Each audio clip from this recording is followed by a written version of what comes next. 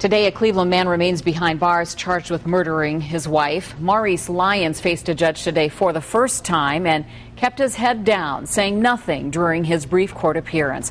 Prosecutors say Lyons stabbed his wife, Tanya Hunter Lyons, 17 times, leaving her body in her garage on Walden Avenue.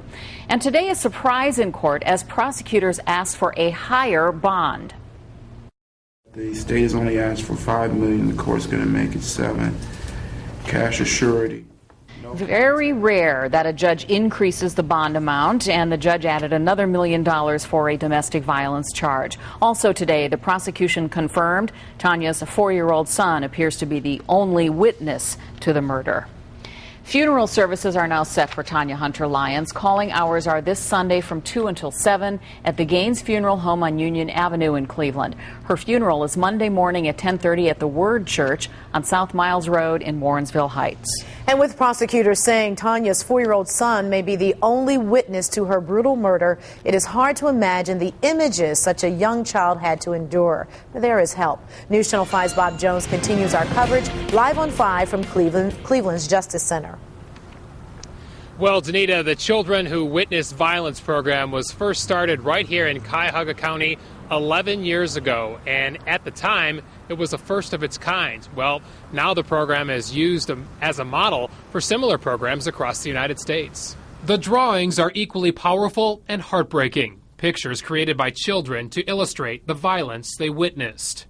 The kids are allowed to say as much or as little as they want to about what they actually experienced. The Children Who Witness Violence program, which is run through Mental Health Services, helps about 100 kids a month, including dozens of children who either saw a homicide or lost a loved one to murder. Crisis intervention specialists respond to the crime scenes to help kids deal with stress and anxiety. And when there is a homicide or any very, very serious incident where kids are involved, we are able to go out 24 hours a day. Prosecutors say Tanya Hunter Lyons' son Timothy appears to be the sole witness to his mother's murder, and the boy was further traumatized when he was driven miles away from home and abandoned on East 28th and Cedar Avenue.